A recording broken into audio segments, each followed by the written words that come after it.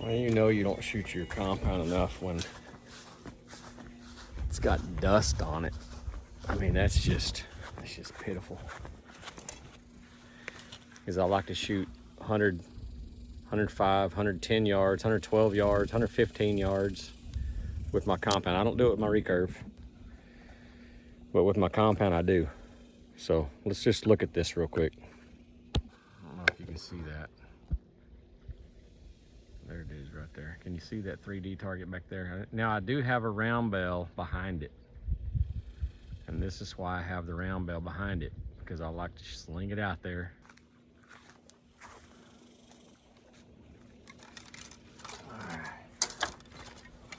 All right, well, crap. Nothing's gonna teach you if your form is bad or not, like shooting at distance. You know, if you only hunt Texas deer or deer in the woods, Alabama, Mississippi, Louisiana, something like that, you don't need to shoot this far. But if you ever shoot out west, I'm in the ants. Hold on a second here. Well, I got a foot full of ant bed. Y'all ever do that? They got me. They got me pretty good. Don't step in an ant bed in flip-flops. Ugh. Woo! I'll tell you what. Anyway, I don't even know what I was talking about. If you're hunting out west, you need to be able to sling it out a little bit. You need to be able to stretch it out a little bit. And it really helps your form whenever you start. My foot is on fire, boys. I apologize. Whenever you can start slinging it out, stretching it out like that, it really shows you what you're doing wrong. Now, I don't advise it if you live in town, but when you got a little bit of area where you can stretch it out, and I keep looking to see if I stepped in them again because my foot is on fire. My foot is on fire. You want to stretch it out. I don't even know where I'm at.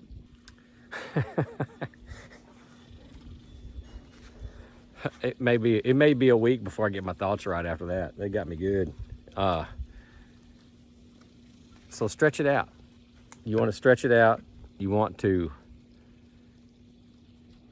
practice your form at farther distances. It really shows you how bad you are of a shot. If you scoot out, if you're used to shooting 30 and 40 and you scoot out to 60, 70, 80, you'll really see the difference. You really got to get your form right and get locked in on that anchor.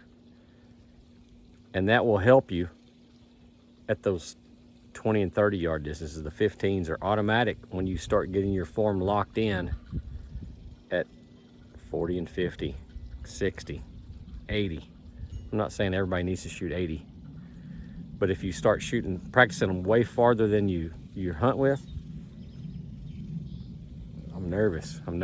If you practice way farther than you hunt, those hunting distance shots are gonna be automatic.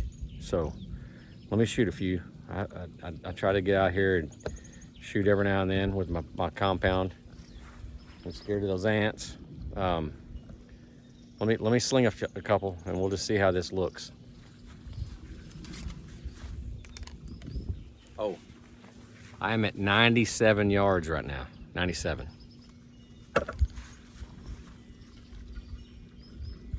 That's not right. 93 yards.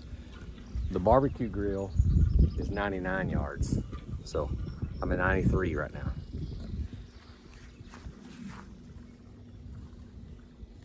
And I only have a 60-yard pin. I got dust on everything. That's pitiful.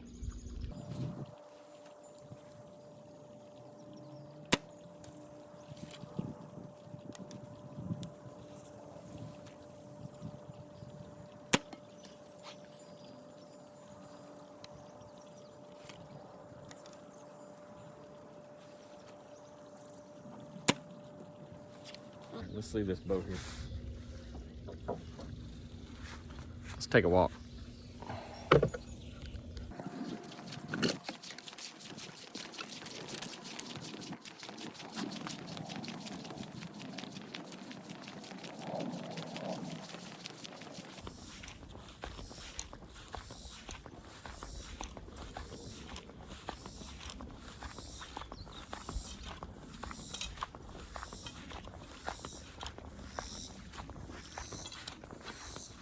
Ah, that's pitiful.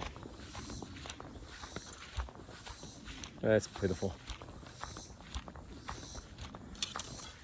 Let me show you what I did.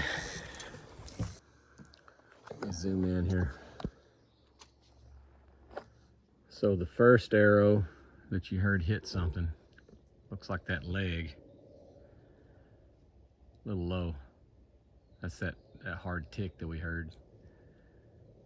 Second shot was in the neck, so a little bit left. And the third shot, I really kind of held on as hard as I could, and I shot right over its back, but it's pretty close to dead center. I wouldn't say dead center. A little bit left of, right on the heart, but just high. So let's do that whole thing again with the camera down here.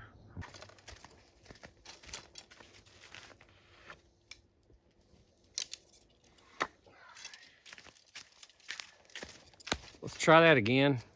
I'm gonna just send 3 down here. We'll just see how this works.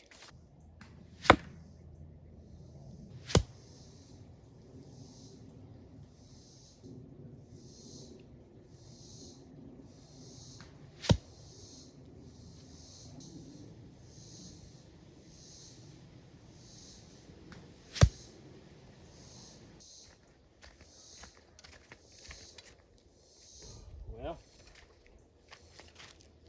the one that hit it was the worst shot. I jerked it. I felt it jerk. And whenever you're stretching them out like this, you're really going to be able to tell a difference with when you have a good release or not. These 3 ain't bad. I just misjudged it. Like I said, I only have a 60-yard pin, and I cheat a little bit. The top of my bubble, let me show you what I have. It's dusty, but let me see if you can see that. There you go. The top of my bubble is around 70. The bottom of my guard for my sight, like right in here, is around 80. So I just guess 90, 100, 110, 115. I just guess above that. Let me try one more. I'm going to stop y'all and start you again. I'm going to try one more. See if I can really zero this in. I haven't shot my compound in a while. I always shoot my recurve, but I'm a better shot than that. So let me try one more time.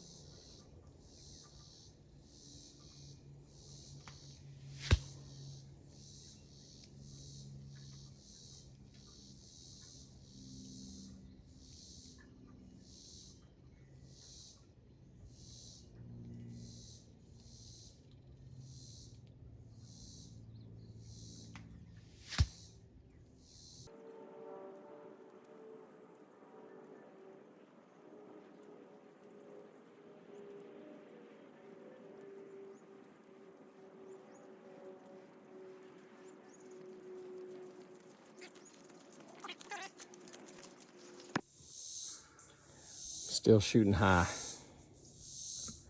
Still shooting high. This one's just right over the back. That was the last one. I don't know which one was which here, but I'm still shooting high. So that kind of sucks, but let's try it one last time, and then I'm gonna go in. It's hot out here.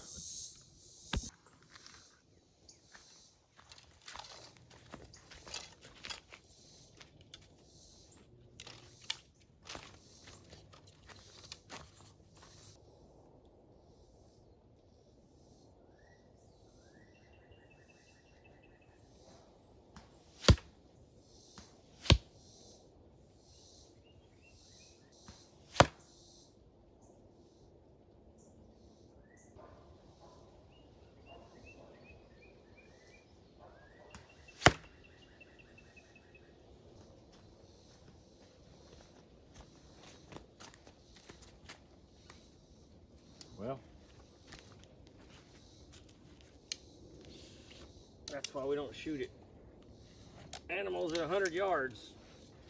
You see what I'm talking about. You need to practice farther than you would hunt, and it makes those close-up shots just easy. You know, I wouldn't say any of them are easy, but easier. They're more automatic. You don't have to think about them.